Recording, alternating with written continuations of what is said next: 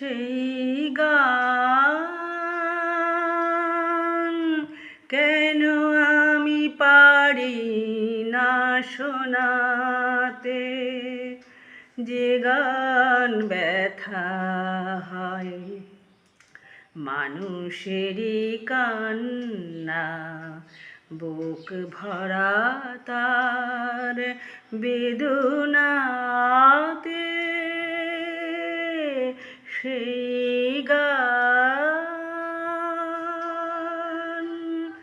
যারা শুধু দিয়ে গেল, পেল না তো কিছুই, তাদেরই যে ডাকি আমি পিছু। ও